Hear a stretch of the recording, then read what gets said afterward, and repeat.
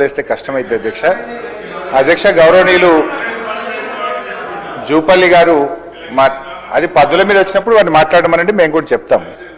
అధ్యక్ష గౌరవనీయులు జూపల్లి గారు, నేనేమి నా సొంతగా చెప్పలే, ఇది 2026-27 తెలంగాణ బడ్జెట్ ఇన్ బ్రీఫ్ గౌరవనీయులు ఆర్థిక మంత్రి వారి ఫోటోతో సహా వారి సంతకంతో సహా వారు పెట్టిన బుక్లో నుంచే చెప్తున్నా.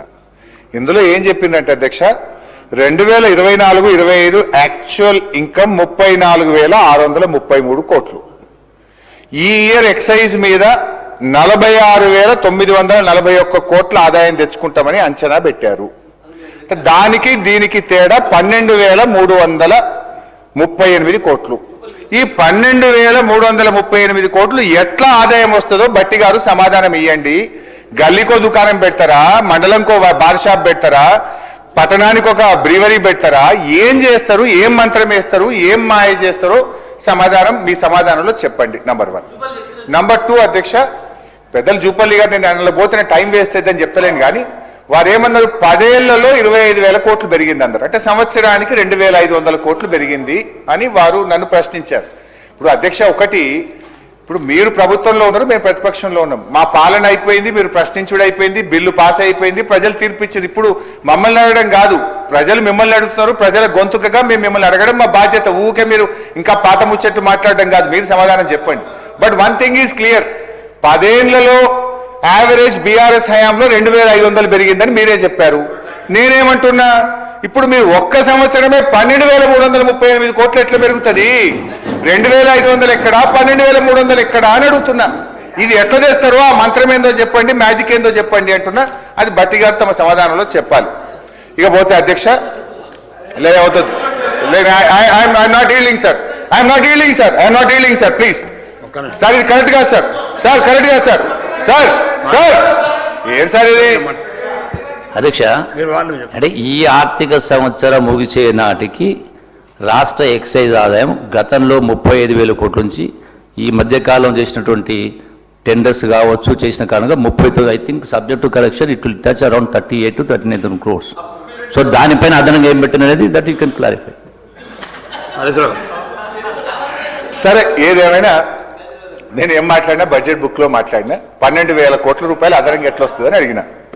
సరే, ఎనీవే అధ్యక్ష, ఇక అప్పుల విషయంలో ఇదే అసెంబ్లీలో నేను చెప్పిన అధ్యక్ష, ఇప్పుడు మళ్ళీ ఒకసారి డిస్కషన్ పెట్టినా ఐఎమ్ రెడీ అధ్యక్ష. నేను ఛాలెంజ్ కూడా చేసిన లాస్ట్ టైం.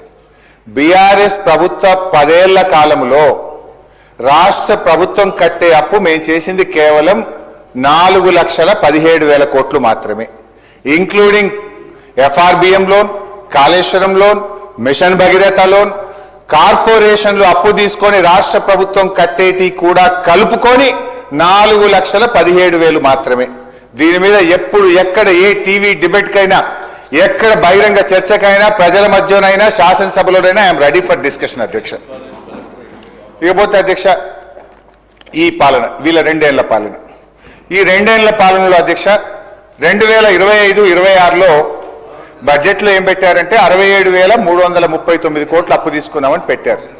అది యాజ్ ఆన్ February 28 పెట్టినారు. బట్ యాజ్ ఆన్ టుడే, ఈ రోజుకు 88,840 కోట్లు ఈ ఆర్థిక సంవత్సరంలో ఈ కాంగ్రెస్ ప్రభుత్వం అప్పు చేసింది అధ్యక్ష. అదేవిధంగా అధ్యక్ష, మీ లెక్కల ప్రకారం ఈ ఆర్థిక సంవత్సరం ఎఫ్ఆర్బిఎం అప్పులు, కార్పొరేషన్ల ద్వారా చేసిన అప్పులు అన్నీ కలిపితే 1,77,794 కోట్లు. ఒక్క ఈ ఇయరే, ఇంకా 10 రోజులు ఉంది. ఈ ఒక్క సంవత్సరమే మీరు చేసిన అప్పు 1,77,794 కోట్లు. ఇంత 10 రోజులు అయిపోతే నాకు తెలిసి 2 లక్షల కోట్లు చేస్తారు అధ్యక్ష. ఈ ఒక్క సంవత్సరమే మీరు 2 లక్షల కోట్ల రూపాయలు అప్పు చేయబోతా ఉన్నారు అధ్యక్ష. అధ్యక్ష, మీరు మా గురించి మాట్లాడతారు అధ్యక్ష. లాస్ట్ ఇయర్ ఈ ఇయర్ కలిపి కాంగ్రెస్ ప్రభుత్వం చేసిన అప్పు 3,70,000 కోట్లు అధ్యక్ష. ఈ రకంగా అప్పుల విషయంలో ఒకే తప్పుడు మాటలు మాట్లాడడం మానేయండి. బీఆర్ఎస్ ప్రభుత్వం చేసింది కేవలం 4,17,000 కోట్లు మాత్రమే. దాని మీద ఒక ఫుల్ ఫ్లెజ్డ్ ఒక రోజు ఎక్కడ ఏ డిస్కషన్ కైనా మాజీ ఆర్థిక మంత్రిగా నేను రావడానికి సిద్ధంగా ఉన్నా. ఎవరు వస్తారో మీరు రండి. థ్యాంక్ యూ అధ్యక్ష. ఈ సభలో అయినా రెడీ సార్. ఇకపోతే అధ్యక్ష, బడ్జెట్లోని మిగతా డిపార్ట్మెంట్స్ కూడా పోదాం. ఫైనాన్స్ మాట్లాడుకున్నాం, FRBM మాట్లాడుకున్నాం, GSDP మాట్లాడుకున్నాం.